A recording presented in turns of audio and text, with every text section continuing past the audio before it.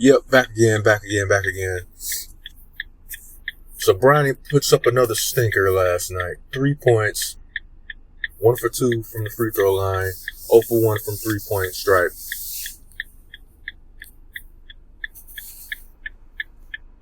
And Boogie Ellis didn't even get drafted at all. And he averaged 16 points. So you mean to tell me teams are willing to take a chance? Well, teams. Let's just say the Lakers are willing to take a chance on Bronny James, who was the third, maybe, best player on his high school basketball team. Third or fourth best player on the USC Trojans. You'd rather take a chance on him than Boogie Ellis? What type of time are we on now? Bronny James is trash. And you know what they like to say? They like to say how solid his defense is. Look at him box out for that rebound. It's things that you would notice in grade school. A player being on a grade school basketball team. Good fundamentals on a specific play or whatever. Like, oh, okay, that was a good box out right there. Okay, he has a solid foundation. He's moving his feet really good. That's pretty good. That's what you say watching an 8th grade basketball game. Those are the type of things you look for during that time. In high school, you expect a little more. Actually, a lot more than that. Because that's the beginning of coaches either getting raises on their job or getting fired because they're not competing in state championships enough or at all. So that's the beginning stages of, the coach is coaching for his job. So you definitely expect more than, oh my God, good box out. Oh, I like his feet work on defense on that one play. But he's not consistent. He's not able to do that all game long. So you're not concentrating on that nonsense. He should learn that stuff in practice and be able to implement that during the game. And even so, in high school, Bronny was still the 3rd best player on his team. Probably the 4th best player. We're probably being nice. And you send him to fast forward to his USC career.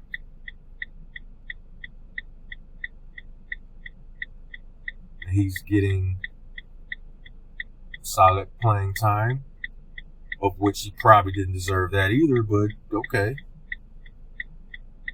And he's not the best player on that team. And he gets drafted 55th overall in the 2nd round, and Boogie Ellis don't get drafted at all.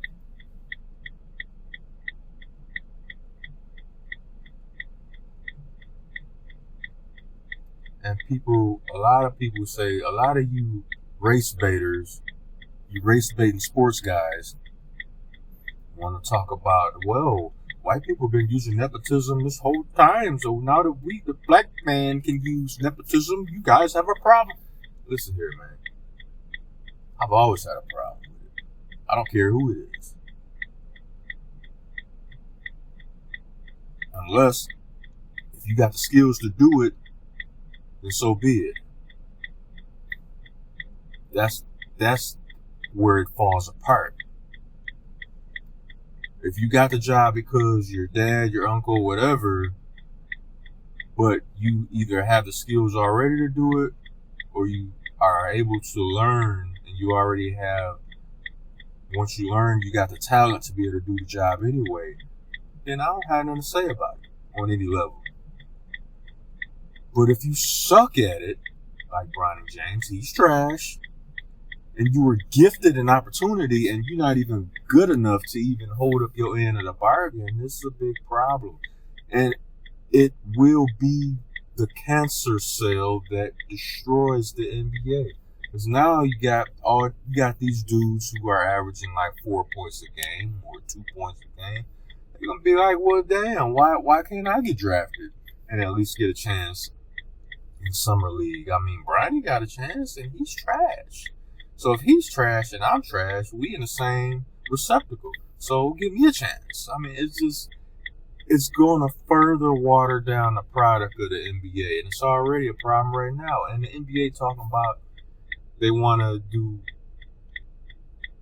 expand, and they're not just talking about expanding within the United States. They're talking about having teams overseas.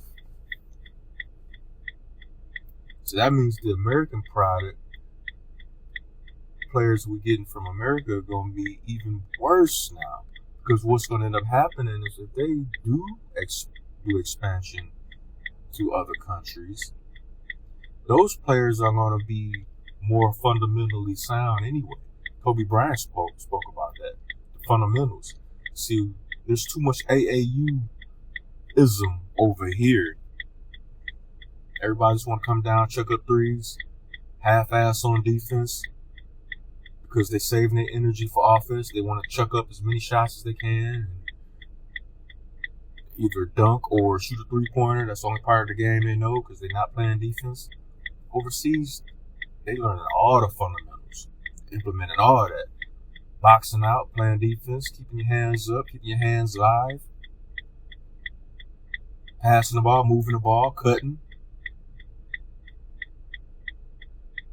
Everything. Mid-range, post-game, passing. The whole dynamic of basketball is what they learn overseas. That's why they come over here and they're starting to destroy these American-born players. The reason why everybody's holding on to Anthony Edwards like they is, me included, I think Anthony Edwards got a bright future, but the reason he has a bright future is because you can see glimpses of this all-around game. He takes playing defense seriously. He takes the mid-range game, post-up, turnaround J, seriously. Yeah, he can shoot threes too, but he don't neglect the other aspects of his game. That's why a lot of people, including myself, really like Anthony Edwards. On the court.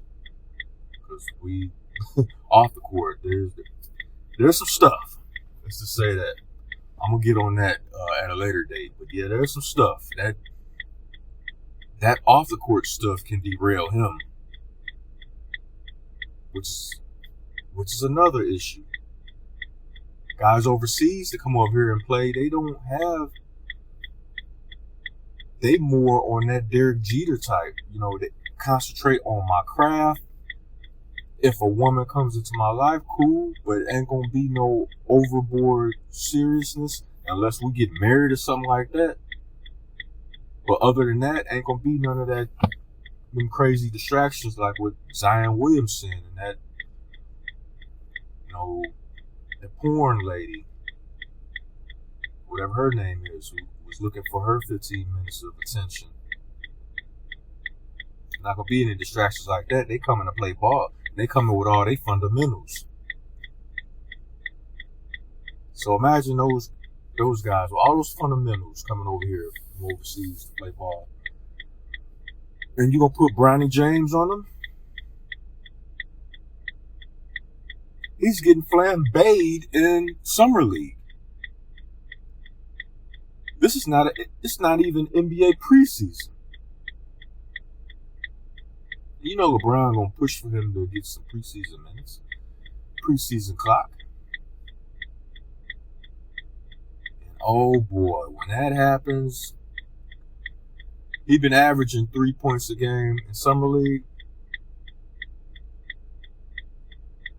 If they put him in on the preseason, and it won't matter how many minutes he play,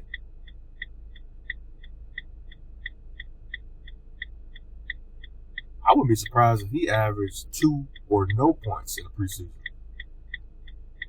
Because he's trash. How's nobody seeing this?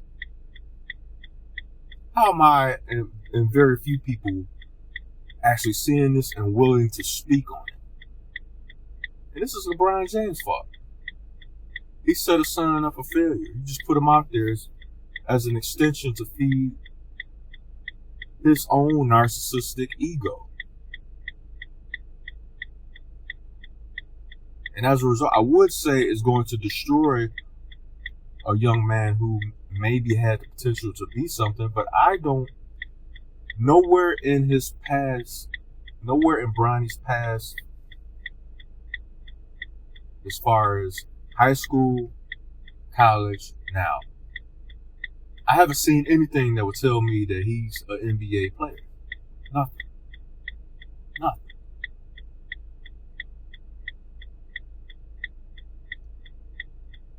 So I just want to get on here and chop it up with y'all for a minute.